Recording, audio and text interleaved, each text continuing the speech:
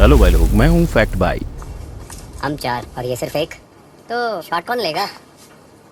Yes, चाहे add perfume की हो, पर बात क्या हो रही है वो आप जान ही गए होंगे। इसी तरह आज इंडिया में कई ब्यूटी क्रीम्स भी हैं जो लोगों को गोरा होने पर फोर्स कर रही हैं। ओ पहलवान, लड़कियों वाली फेयरनेस क्रीम लगा रहा है, कल नेल पॉलिश लगाएगा, परसों लिपस्टिक।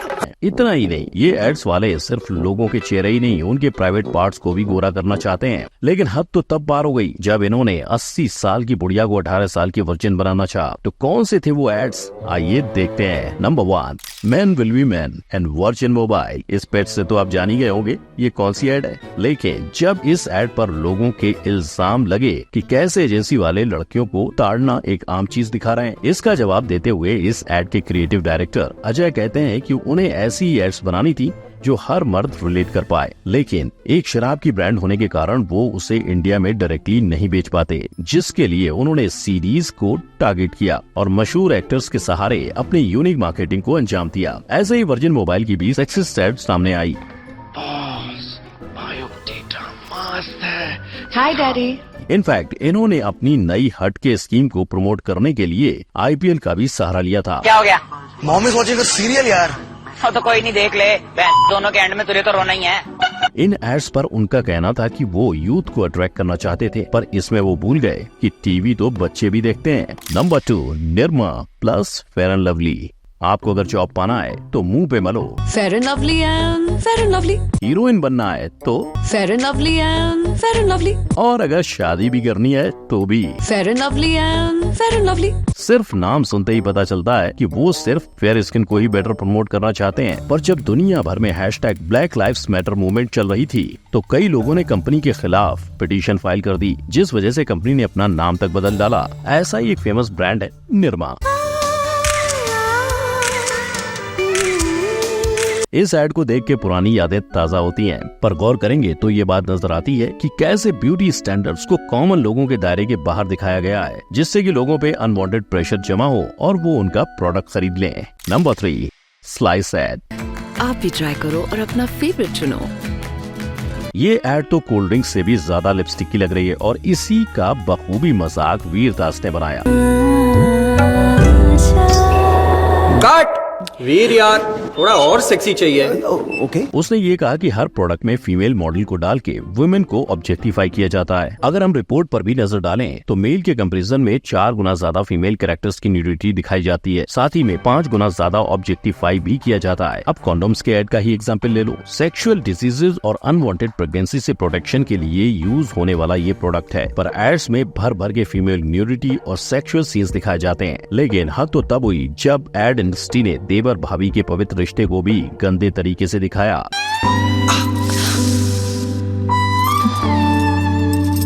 Number 4, Layers Shot. हर 15 मिनट में एक, हर 1 घंटे में करीबन 4 और हर दिन में 80 से ज्यादा लड़कियां इंडिया में रेप का शिकार होती हैं। 2020 और 2021 के इन दिल दहलाने वाले आंकड़ों के बावजूद लेयर शॉट के मेकर्स ने उल्टी एड बनाई।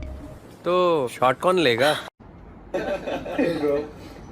शॉट मारना लगता है। हाँ, मारा ना, अब हमारी बारी। दोनों ही एड में शॉर्ट की बात पे लड़की डर जाती है और फिर पता चलता है कि शॉर्ट परफ्यूम है। इतने गंभीर मुद्दे का लड़कियों के डर का ऐसा मजाक। इसीलिए पब्लिक डिमांड पे इंफॉर्मेशन एंड ब्रॉडकास्टिंग मिनिस्ट्री ने फौरन ट्विटर और यूट्यूब से ये एड हटवाई। लोगों के गुस्से के साथ ही बॉलीवुड स्टार्स भी इस एड के खिलाफ खड़े रहे और कंपनी को माफी तक मांगनी पड़ी। पर क्या कंपनी को सच में अफसोस था? क्योंकि गलत चीज के लिए ही क्यों ना हो, रातों रात इनका ब्रांड वायरल तो हो गया। Number 5, 18 again. डॉक्टर वत्सा ने आज तक 40,000 से ज्यादा सवालों का जवाब दिया है, जिसमें से ज्यादातर सवाल होते थे कैसे पता करें कि मेरी बीवी वर्जिन है, और शायद इसीलिए इंडिया में आई 18 अगेन की क्रीम।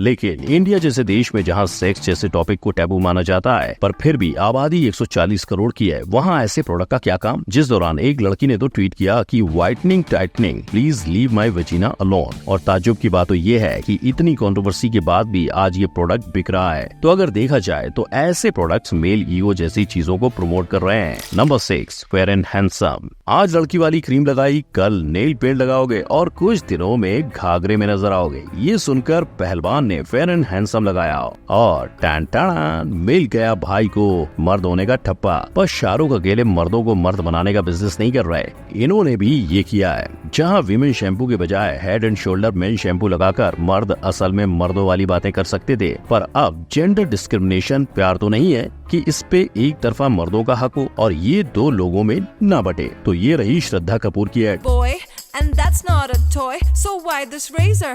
Why oh why? जहाँ बोला गया लड़का नहीं तो रेजर क्यों, पर ये फैक्ट चेक करते तो जानते कि 55% से ज्यादा औरतें हेयर रिमूवल के लिए रेजर चलाती हैं। यानी इन सारी एड्स को ये समझाने की जरूरत है कि मेन और विमेन अलग हैं तो प्रोडक्ट भी अलग होंगे, लेकिन अपने प्रोडक्ट को बेचने के लिए इस हद तक जाने की जरूरत नहीं है। Number 7, tight. आज की औरत नौकरी भी कर रही हो तो क्या हुआ, वो गाड़ी नहीं चला सकती, गोल्ड नहीं खरीद सकती और घर खरीदना तो तौबा तौबा कभी भी नहीं। शायद ऐसा ही इंडियन एड मेकर्स को लगता है, जिस वजह से हमेशा सब एड्स में सिर्फ मेल कैरेक्टर्स ही दिखाए जाते हैं। और इस टाइट के एड ने तो विमेन को अनपेड धोबी ही डिक्लेयर किया है। ये आपकी चाय और कुछ सर।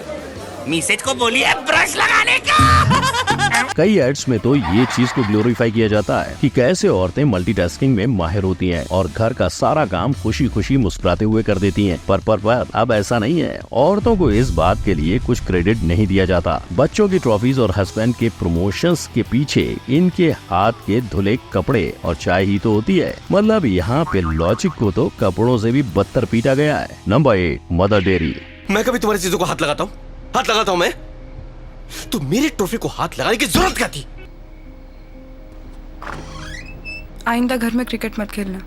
सॉरी मामा। माँ की ममता बच्चे की ढाल होती है और इस एड से ये साबित हुआ। पर पिता का क्या? इस एड में नजर आ रहे बच्चे ने ये तो समझा कि बड़ा होकर उसे माँ का ख्याल रखना है, लेकिन वो ये भी देख रहा है कि कैसे उसके पिता ने उसकी माँ को चिल्लाया। और जो एग्जाम्पल हम बच्चों के आगे रखते हैं वो वही सीखते हैं। कल को बड़ा होकर उसका ऐसा करना आम बात होगी, राइट? पर किसी पे चिल्लाना, उन्हें डराना, ये भी एक तरह का अब्यूज है। और क्या हम बच्चों को इस सीख के साथ आगे बढ़ा करेंगे? Number 9, cars 24।